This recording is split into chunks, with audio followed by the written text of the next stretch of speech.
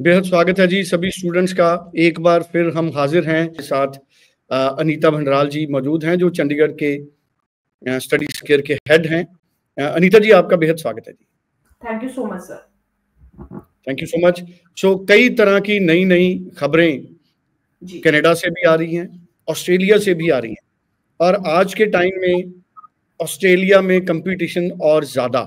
और अगर हम कनाडा की बात करें तो मुझे लगता है कि कनाडा में वीज़ा लेना थोड़ा सा मुश्किल हो गया है, लेकिन आसान और सस्ता प्रोसेस हो गया है थोड़ा सा। फंड्स के बिना भी, फंड्स तो शो करने पड़ेंगे, लेकिन जीआईसी के बिना स्टूडेंट्स के लिए ऑप्शन आएगी। लेकिन हम शुरू ऑस्ट्रेलिया से करेंगे। अनीता मैम, जिस तरह की खबरें ऑस्ट्रेलिया से आ रही हैं, ऑस्ट्रेलिया का वीजा और ज्यादा कम्पिटिटिव हो गया है, इस तरह की खबरें हैं। ये कम्पिटिटिव का मतलब क्या है? क्या ऑस्ट्रेलिया वीजा इतनी आसानी से नहीं मिलने वाला? हालांकि आप लोगों को 100 में से 96 वीजा मिलते हैं, जी आपका सक्सेस रेट बहुत ज्यादा है, लेकिन ओवरऑल बात करें तो ऑस्ट्रेलिया वीजा के कम्पिटिटिव होने का मतलब क्या? जी सर, देखिए ऑस्ट्रेलिया स्टडी वीजा की बात करूं तो यस, बिकॉज एक क्राउड हमारे पास होता है स्टूडेंट्स का जो कि ओरिजिनली ऑस्ट्रेलिया जाना चाहते हैं, जिनका एम ऑस्ट्रेलिया में पढ़ना होता है और जिन्होंने बहुत टाइम से सोचा होता है कि हमने सिर्फ ऑस्ट्रेलिया ही अप्लाई करना, नो मैटर जो मर्जी कंट्री की जो भी गाइडलाइन हो, बट हमारा एम वही है कि we want to apply in Australia. एक तो ये वाला क्राउड होता है और इसमें मैं बोलूंगी कि तकरीबन 50% स्टूडेंट्स ऐसे होते हैं जो इसी फिलॉसफी पे चलते हैं। लेकिन बाकी के जो 50% स्टूडेंट्स ऐसे होते हैं वो ये देखते हैं, अच्छा कनाडा नहीं अच्छा चल रहा है, हमें बाहर जाना है, कोई प्रॉब्लम नहीं, चलो ऑस्ट्रेलिया अप्लाई कर लेते हैं, ठीक है। एक स्टूडेंट वो होता है कि ओके, वो पहले R&D करते हैं और वो फिर देखते हैं कि इस टाइम पे मेरे रिलेटिव, मेरे फ्रेंड्स कहाँ पे, तो मुझे वहीं पे जाना है। तो जो तो स्टूडेंट्स ओरिजिनली ही मतलब उनका एम ही ऑस्ट्रेलिया जाना था और वो ऑस्ट्रेलिया के हिसाब से अपनी एजुकेशन कर रहे थे, उसी हिसाब से अपनी फंडिंग कर रहे थे, इनकम कर रहे थे, आई डोंट थिंक कि उनके लिए कोई भी प्रॉब्लम आती है या आएगी, ठीक है। बट जो स्टूडेंट किसी और कंट्री में उनका एरिया ऑफ इंटरेस्ट था, वो अब ऑस्ट्रेलिया को अपना एम बना रहे हैं, तो उनके लिए थोड़ी सी प्रॉब्लम आ जाती है, बिकॉज वो कंपेयर करते हैं कि ऑस्ट्रेलिया का प्रोसेस ये है, कनाडा ये बोलता है, यूके ये बोलता है, तो वो प्रोसेस में थोड़ा सा उनको समझने में थोड़ा टाइम लगता है।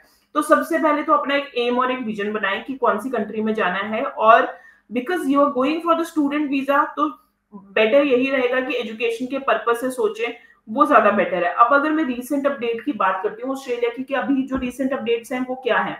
तो सबसे पहले तो ऑस्ट्रेलिया में फेब्रुअरी इनटेक में अभी सीट्स ओपन है। If you want to apply your application you can apply, there is no problem at all.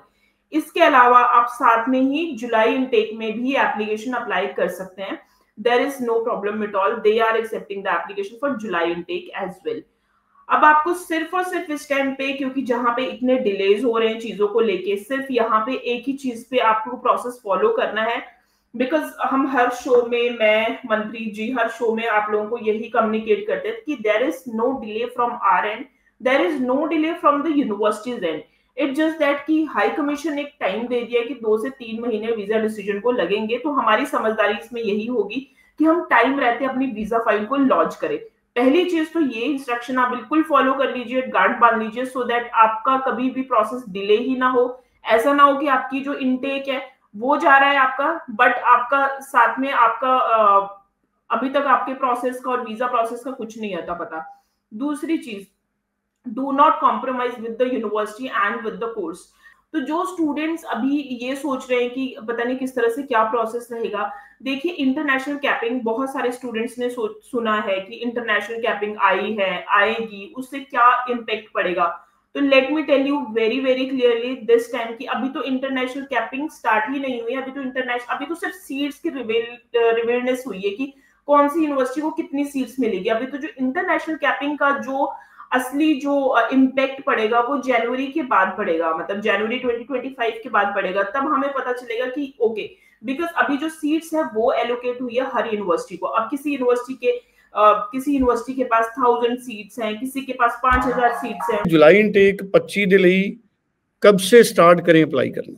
जी, अब से आप स्टार्ट कर सकते हैं, कोई प्रॉब्लम नहीं है। अगर यूनिवर्सिटीज आपकी एप्लीकेशन स्टार्ट, उन्होंने यूनिवर्सिटीज ने अगर एप्लीकेशन स्टार्ट कर दी है, हालांकि बहुत सारी यूनिवर्सिटीज हैं जो जुलाई इनटेक के लिए एप्लीकेशन स्टार्ट कर चुकी है, तो आप बिल्कुल अप्लाई कर सकते हैं, कोई प्रॉब्लम नहीं है। और वैसे भी फायदा ही होता है जब आप अर्ली लॉन्चमेंट या अर्ली एप्लीकेशन करते हैं, तो यूनिवर्सिटीज के पास सीट्स बची होती है, वो बिल्कुल आपकी जो प्रोफाइल है बहुत अच्छे तरीके से देखते हैं और बहुत अच्छे तरीके से असेसमेंट होती है जो चीजें, बिकॉज कई बार क्या होता है सर, मैं आपको बताती हूँ, जब जीटी का प्रोसेस चल रहा होता है ना, हम आप ये बोल देते हैं या फिर मतलब हम स्टूडेंट से भी कई बार बात करते हैं, क्योंकि जब स्टूडेंट हमें फंड्स बता रहा है कि जी 30 से 32 लाख, तो कई बार क्या होता है सर कि जीटी का जब अंडर प्रोसेस चलता है, हम लोग बोलते हैं कि जीटी अप्रूव करने में यूनिवर्सिटी आपको 8 दिन लगाएंगी, लेकिन वो 8 दिन कब लगेंगे, जब यूनिवर्सिटी को आपकी फंडिंग और फाइनेंशियल समझ में आएंगी।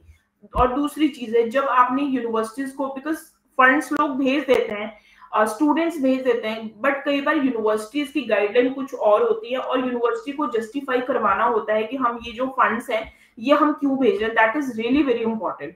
तो जब भी हम एप्लीकेशन अप्लाई करें तो हमें यूनिवर्सिटी को भी एक स्पेसिफिक विंडो देनी है, तो उन लोगों के लिए वो चीज बहुत फायदेमंद रह जाती है जो स्टूडेंट्स पहले से एप्लीकेशन अप्लाई कर रहे हैं, तो उन लोगों के लिए ये चीज जो है वो काफी फायदेमंद रहेगी। तो आई वुड कि हाँ, थोड़ा जल्दी ही अप्लाई करें, जुलाई इनटेक अगर आपको मिल रहा है बिल्कुल आप अप्लाई करें, कोई प्रॉब्लम नहीं है। बिल्कुल ठीक है। और जनवरी इनटेक के लिए तो बड़ा लाजमी है कि जल्दी से जल्दी आप लोग अप्लाई करें। अभी जनवरी इनटेक के लिए क्या स्टूडेंट्स के लिए अच्छी ऑप्शंस पेंडिंग है, अच्छी यूनिवर्सिटीज में अभी गुंजाइश है अनीता में? सर फेब इनटेक में ना, ऑस्ट्रेलिया में क्या होता है, फेब एंड मार्च का मंथ दोनों ही इंक्लूडेड रहते हैं। बहुत सारी यूनिवर्सिटीज के पास, किसी के पास फेब इनटेक की स्टार्ट डेट है, किसी के पास मार्च की स्टार्ट डेट है। तो जब तक आपकी स्टार्ट डेट, लेट सपोज अगर आपको मार्च इनटेक भी मिल रहा है, तो मार्च इनटेक में आप बस ये मान के चलिए कि आपकी वीजा फाइल लॉन्च होने से 2 महीने का टाइम आप हाई कमीशन को दें। और अभी यस, यूनिवर्सिटीज के काफी अच्छे कोर्सेज बचे हैं, there is no problem at all, because Australia, when it comes to Australia, every student cannot meet the like GT requirement, so जिसको अब हम GS भी बोलते हैं, तो उसकी रिक्वायरमेंट सारे स्टूडेंट्स नहीं मीट कर पाते, तो सीट्स कहीं ना कहीं बच जाती है। सीट्स की प्रॉब्लम आती है, जैसे नर्सिंग वाले जो स्टूडेंट्स हैं उनके लिए थोड़ी सी प्रॉब्लम आती है। सो जो नर्सिंग वाले स्टूडेंट्स हैं, अगर आपको फेब में नहीं सीट्स मिल रही है तो आप जुलाई में भी देख सकते हैं।